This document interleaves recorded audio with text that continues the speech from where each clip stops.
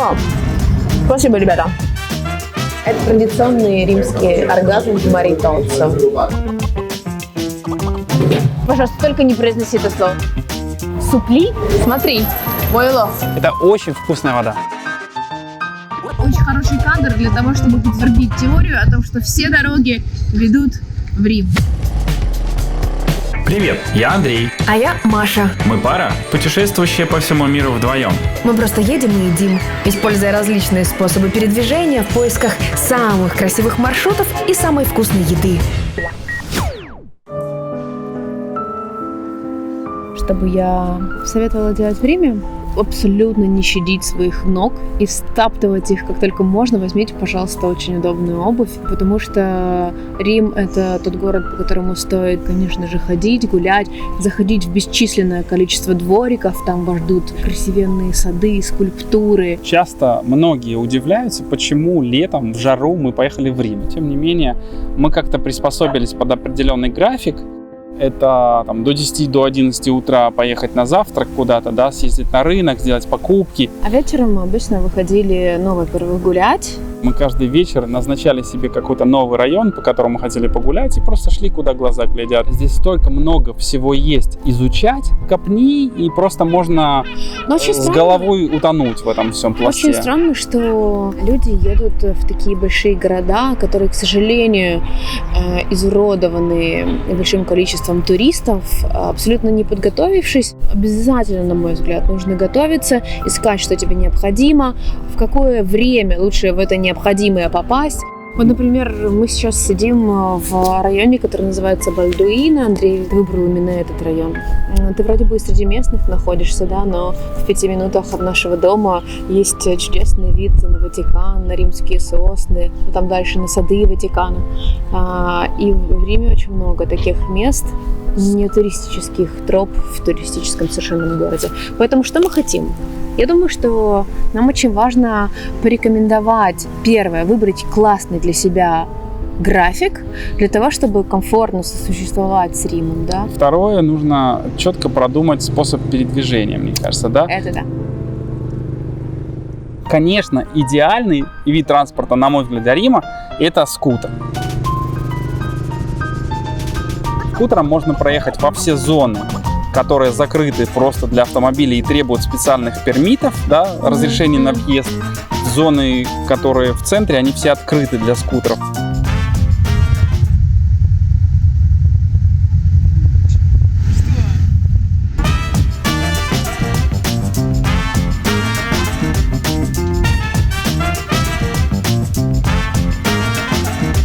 Скутер не требует оплаты за парковки. Скутером можно проехать в очень узких улочках в центре Рима, где нельзя проехать на машине. Скутер можно запарковать практически везде, там плюс-минус 10 метров, и ты его паркуешь, да? Плюс очень здорово опознавать Рим на скутере. Сейчас будет Ватикан справа, я даже покажу на него рукой. А мне, кстати, очень нравится Ватикан. Ну, в смысле архитектуры, и он такой так красиво вписан. Просто не нужно его расценивать как Религиоз?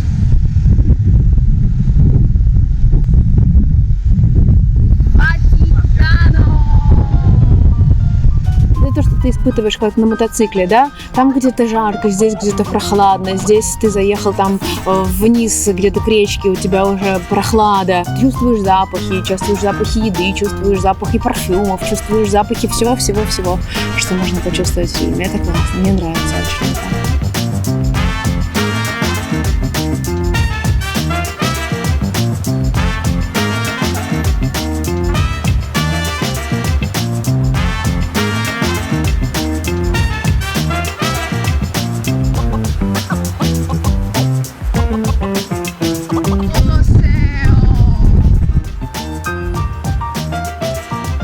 Это очень хороший кадр для того, чтобы подтвердить теорию о том, что все дороги ведут в Рим. Тут предлагаю сделать выбор вдвоем. Глобально. Ну серьезно. Пожить в Риме месяц — это просто идеально. Это очень круто, ребята. Если у вас будет когда-нибудь такая возможность, не смотрите его нахрапом. Смотрите его медленно. Это как в сексе. С ним лучше медленно. Продолжаем.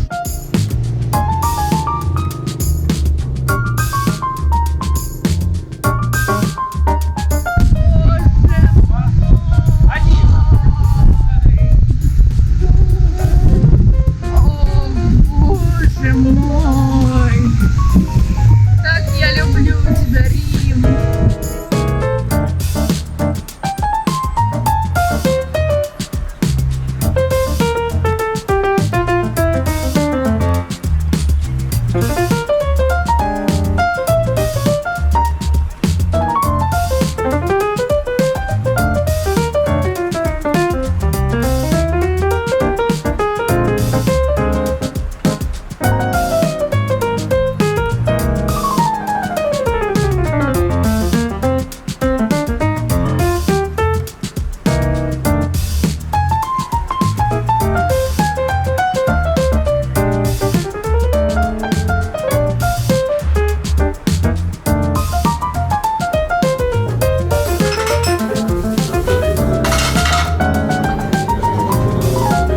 Бурата и томато. Allora, cappuccino? А ты что будешь пить? Какой кофе? Я буду...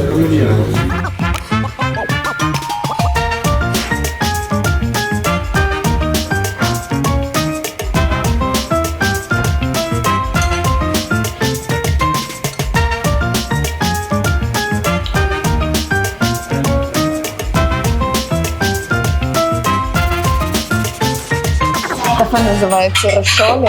Это третье детище семьи Рошоли, которое, по-моему, в 60-х годах приехало. Very good. Buonissimo. Grazie. Которая, по-моему, в 60-х годах приехала из региона Марки в Рим. Ну и кафе, это такое утренний формат, хотя сюда можно, конечно, прийти и на аперитив. Заваривают сейчас V60 Сальвадор. Конечно, местные итальянцы, которые забегают сюда на быстрый утренний капучино и корнетто, не заморачиваются ни с какой альтернативой, не заваривают здесь V60 и так далее, так далее. Просто мы пришли очень рано, сейчас только 7:30, и поэтому нам могут уделить время и вот париться с таким долгим завариванием. Но в целом обычно люди берут капучино или эспрессо. Это традиционный римский оргазм под названием маритоццо. Здесь замешано явно слово «муж», да, «марито» по-итальянски. Маритоццо — это такая сдобная булочка, которую наполняют взбитыми сливками. Они называются «con panna montata».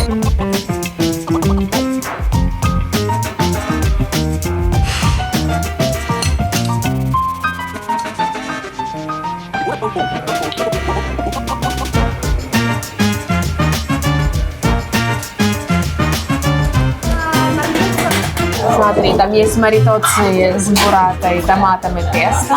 Грация, вот он, мой любимчик. Еще есть с лососем, с копченым и малиной.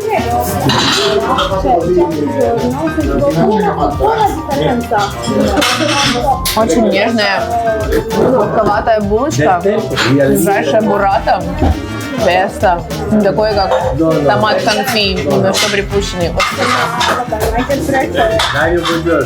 Да, стоит прийти рано утром и застать здесь итальянцев, послушать, о чем они говорят, выпить классного кофе и съесть какую-нибудь выпечку хорошего качества. Днем, возможно, здесь будет слишком много людей, слишком много туристов, поэтому идеальное время прийти сюда — это очень-очень рано утром. Что мы и сделали. Grazie, buona giornata. Buona giornata. Это означает хорошего дня.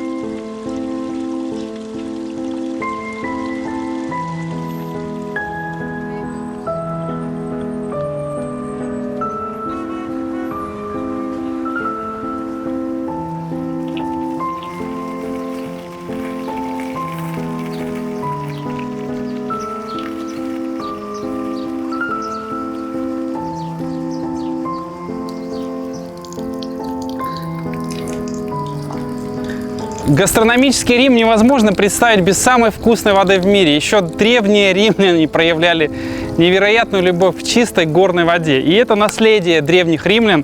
Сейчас по всему городу вы можете найти вот такие колоночки, из которых течет чистейшая горная вода. Не стесняйтесь, набирайтесь в бутылки и пейте в любой точке города. Это очень вкусная вода.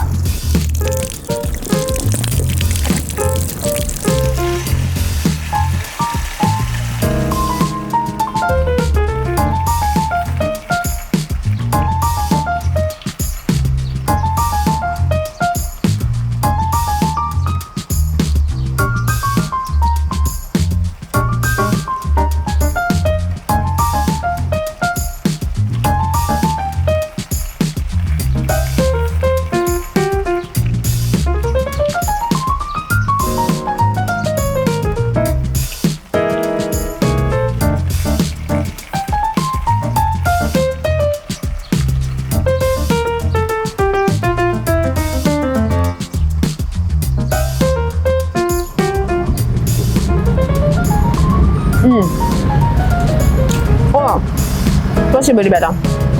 Никто не знает, но мы в нашей семье докатились до ситуации, когда в Риме, в не пицца-городе, я говорю: Андрей, пожалуйста, только не произноси это слово, пожалуйста, потому что я больше не могу есть пиццу. Мы влюбились в пиццерию, в частности, в пиццу, которая находится сзади меня. Впрочем, многие римляне в том числе говорят об этой пицце с придыханием. Она находится в спальном районе на метро Кипр. Ну, в том смысле, что мы нигде не могли поселиться, как рядышком с этим метро. Называется она Бончи, а вообще ее называют пиццариум. Не просто пиццерия, да, это пиццариум. Бончи мы пытались расшифровать вначале, да, и наш учитель по итальянскому сказал: ребят, ну же очень просто, бон чибо. Ну, то есть хорошая еда. На самом деле оказалось, что Бончи – это фамилия основателя Габриэля Бончи.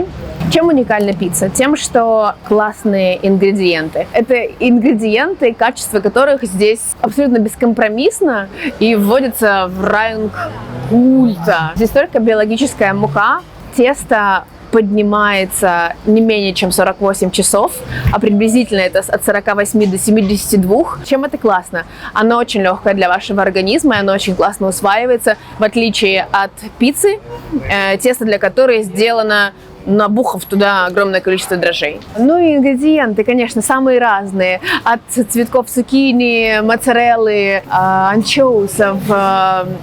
Идем. Для лучшего аппетита нужно всегда делать так, знаешь?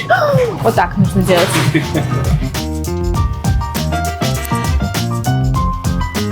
Цена здесь указана за килограмм. Ты говоришь: ребята, мне нужен кусочек. И они прямо ножницами отрезают тебе тот фантастический кусок пиццы, который хочешь по размеру. А вот по ингредиентам, которые здесь есть наверху, здесь вы вряд ли найдете какую-то классику, но здесь есть огромное количество вид пиццы, который придумал сам Габриэль Бончи. Их около 1500, но здесь в пиццерии представлено около 12-15 ежедневно. И вот я думаю, что нужно сделать, чтобы попробовать все 1500. Мне кажется, что одним месяцем время, Андрюша, мы не ограничимся.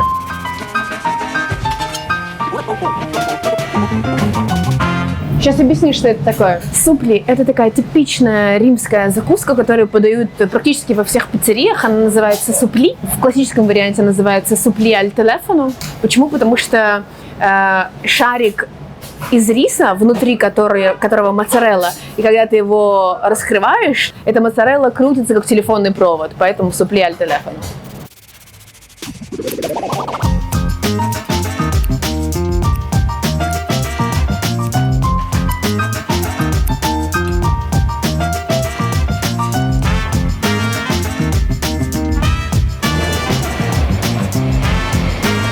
Принесли супли. У нас есть наша фантастическая пицца и есть два прекрасных, как это, бира артиджанале. Получишь супли тот же кайф, что и когда разрезаешь яйцо пашот и когда вытекает желток. Называется супли аль телефоно. Сейчас поймете почему. Вот она.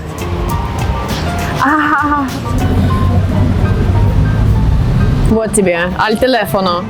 На самом деле должна быть моцарелла очень хорошего качества, чтобы так крутится.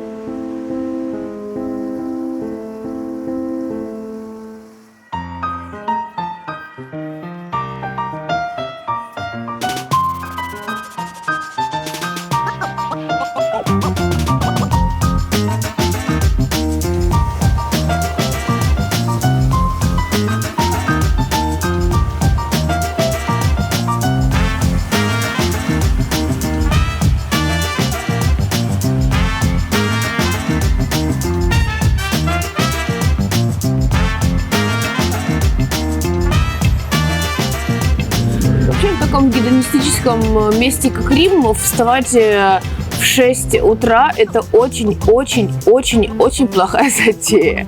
Но если бы речь не шла о рынках, потому что мы очень сильно любим рынки. Этот рынок очень редко указан в путеводителях. Мне кажется, что римляне оставили его исключительно для себя и редко о нем упоминают. Вы можете найти все другие рынки, но только не Меркато Трионфале. Он находится на улице Андреа Дори, это недалеко от Ватикана. Это один из самых больших рынков в Европе. В нем 273 лавочки, многие из которых упомянуты прямо на сайте Mercato Trionfale, потому что люди, которые здесь торгуют, имеют лицензии уже очень-очень много лет. Эти лицензии, кстати, передаются по наследству.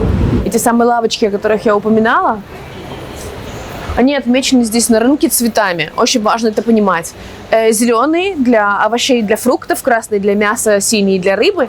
И самое интересное, что, например, светло-зеленые – это прямые производители, то есть не перекупщики, да, которых на рынке около 50.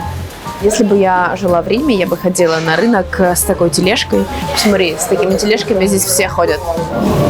Видишь, вот местный житель явно ходит с такой тележкой. Но у меня сейчас, как у человека, влюбленный в Рим, есть своя тележка, а точнее авоська. Это. Тут очень важно читать, потому что на каждой лавочке написано, чем они занимаются. Ну, например, лавочка с 1924 года, называется она «De Pepino». Они продают яйца, и куриные, и перепелиные. Неудивительно, как люди с 1924 года могут заниматься одним и тем же. Сейчас в Риме сезон арбузов. В Италии ведется такой интересный бесконечный спор, как называть арбузы. Есть два варианта. Кокомеро и аугурия. Вот. У нас, например, под домом арбузы называются кокомери. Но не факт, что они не перерастут в ангурию. Пойдем дальше. Ой, посмотри, это же цветы цукини, в них прям вода. Я очень большой фанат цветов цукини, я их очень люблю. Наполненные моцареллой или проволой, или рикоттой с анчоусами или без, в самых разных вариантах крошек, которые только возможны. Вот. И сейчас здесь огромное их количество. А, кстати, очень удобно, если вы фаршируете цветы цукини, очень классно их делать утром, вот как сейчас, да, когда цветок открыт, потому что даже в своем срезанном состоянии цветок продолжает утром открываться и вечером закрываться. И вечером, когда он уже закроется, это будет сложнее сделать, вы можете его просто повредить.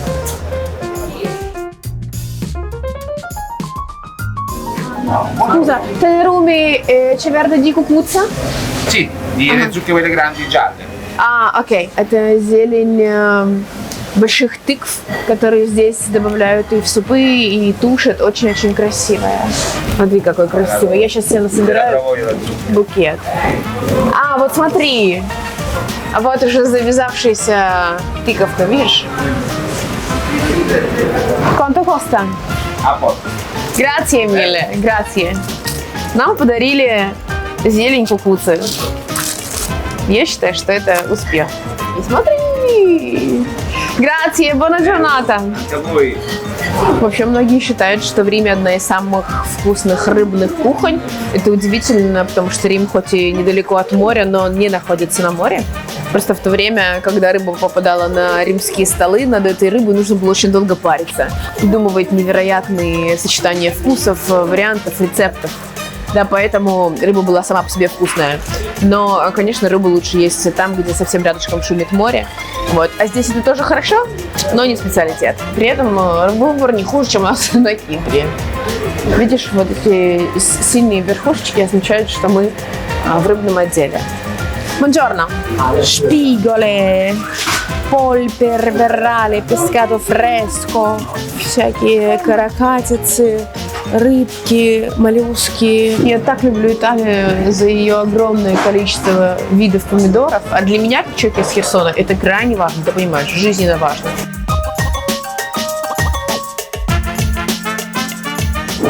Sì, davvero.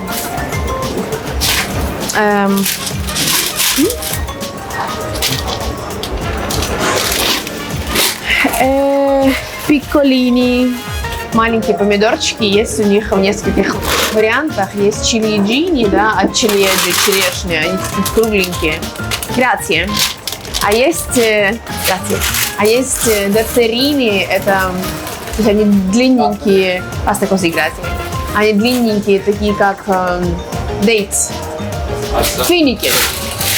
Рай, косточка, смотри, персики, нектарины, абрикосы. Вот это наш любимый с Андреем персик. Buongiorno.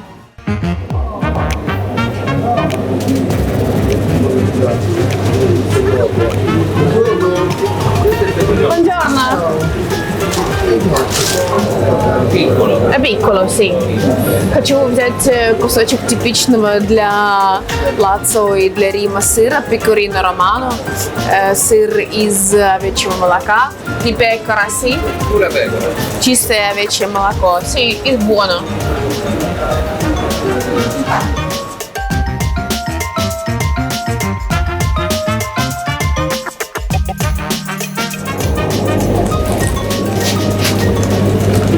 Ой, они, кстати, здесь так классно упаковывают, делают прямо такими подарочками с ленточками. Ты домой приходишь, раскрываешь, а у тебя там прошутто.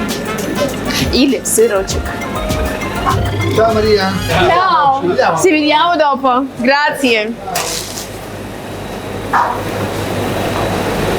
Это Италия. Люблю их, люблю. Как обычно, утаскиваем целые сумки. Смотри, мой улов. А теперь пойдем наконец-то пить кофе. То, что мы хотели сделать давным-давно.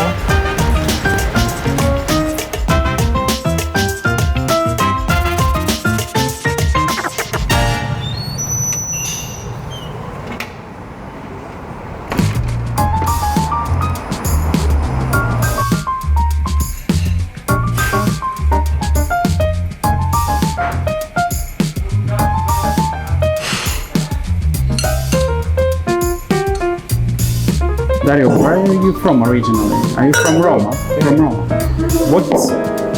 In Italy, the traditions of coffee, espresso, caffè normale are so strong. How did you decide to go for alternative, for not it was Italian roastery? Because I was already working with specialty. Okay. So I met specialty in Australia, You've been in Australia. in Melbourne, Okay. and there I learned how to make coffee. So Okay. then I went to London, and I kept working. I worked in Allpress, and then I went to Berlin and I worked for the bar. So when I came back in Rome, I was the only thing I was able to do. So Okay, I said, great. let's keep it. Wow.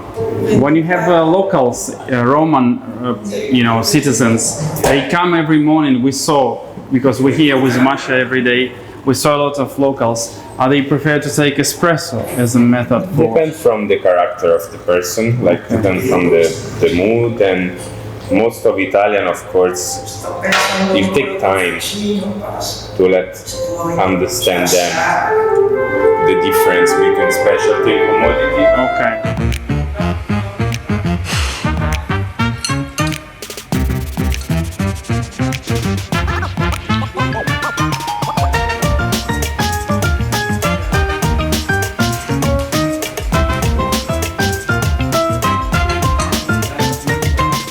This is a wonderful way of drinking coffee because you used all your knowledge when you drink a wine. So you just smell You can try it here first. as well. Okay. It's like a big whiskey where oxygen goes. Я теперь начинаю понимать, почему это место называется фаро. Это как маяк. Это маяк, который освещает дорогу, да, путнику и в темноте. И я не знаю, что имел в виду Дарио, когда назвал свою кофейню так, но это действительно одна из немногих, если не единственная кофейня в Риме, в которой можно выпить альтернативу, прекрасную альтернативу итальянскому эспрессо. Если вы уже устали от эспрессо, от такого насыщенного, где-то пережаренного черной обжаркой, брендового итальянского эспрессо, которое заполонило весь мир, там, или лаваса, где есть смесь робусты и арабики и хотите 100% моносорт арабики, вам обязательно нужно приехать сюда, на улицу Пиава, в кафе «Ростерную Фару».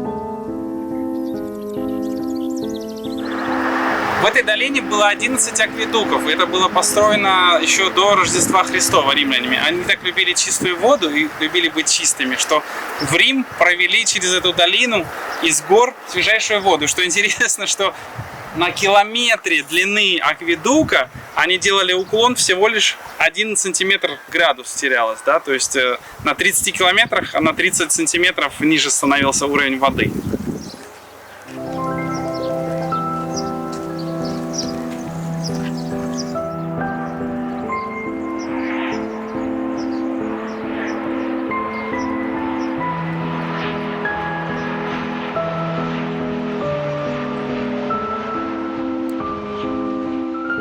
Мы пришли в наш любимый ресторан на райончике. Это тот ресторан, куда спускаешься из дома и знаешь, что тебя потрясающим образом всегда накормят. Вино будем пить из стаканов. Мы когда первый раз сюда пришли, я говорю, а можно бокалы?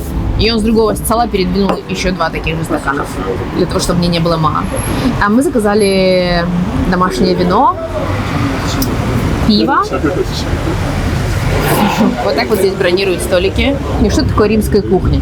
Я сейчас назову несколько блюд, вы точно их слышали, и с этого момента вы будете знать, что это типичное римское блюдо. Ну, например, паста качо и пепе. Казалось бы, супер простое блюдо, но по нему вы точно можете понять уровень шефа ресторана, да? Очень простой рецепт, казалось бы, но главное, суть — это ингредиенты правильные и самые качественные. Здесь пекарино романо, сыр из молока овец, черный перец, оливковое масло и спагетти. Но приготовить правильно умеют только настоящие римские шефы такую пасту.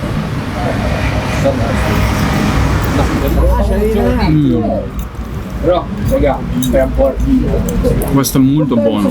Это первое. Или, например, аматричана, паста с вялеными свиными щеками гуанчале и с томатным соусом. Или, например, бычий хвост, который тушат в томатном соусе с сельдереем. Или, например, трипа, рубец, который здесь тоже очень вкусно готовят.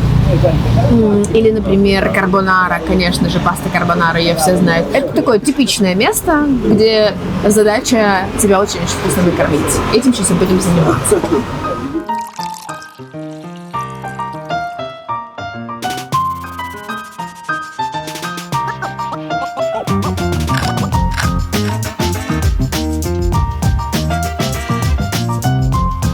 Кроканте. Вопрос, да, возник у нас. Как остаться в теле, в своих формах в Италии в целом и в частности в Риме. Ну, это вообще, в принципе, невозможно. То есть всегда приготовиться к тому, что будет плюс 1-2 килограмма, но это в лучшем случае, и для этого надо сильно работать над собой. Первое. Есть один раз в день. Мы так с Машей выработали такой график, что мы легко завтракаем. На обед мы всегда делали себе салат из продуктов, которые закупили раньше на рынке.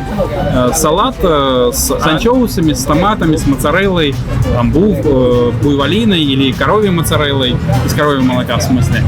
И таким образом мы держали аппетит до ужина, и на ужин мы шли по полной программе. Таким образом можно более-менее удержаться в теле в Италии и, конечно, побольше ходить, побольше двигаться, если есть возможность бегать и заниматься какой-то физической нагрузкой. Прекрасный момент, когда тебе приносят хвосты. Я обожаю хвосты. Это бычий хвост, который очень-очень-очень долго тушится в томатном соусе с сельдереем, и он просто невероятно нежный и такой, он прям распадается на кусочки, смотри. Это очень вкусно.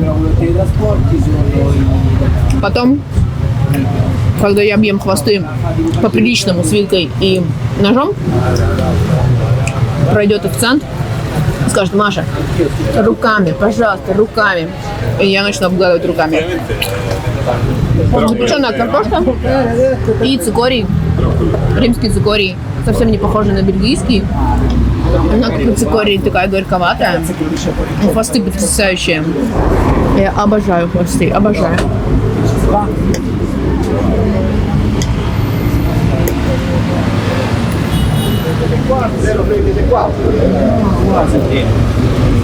Это самый приятный момент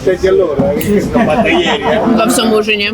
А потом в Италии это называется fare la scorpetta. Это когда у тебя остается соус, и ты берешь кусочек хлебушка и вымакиваешь полностью до чистой тарелки весь этот соус.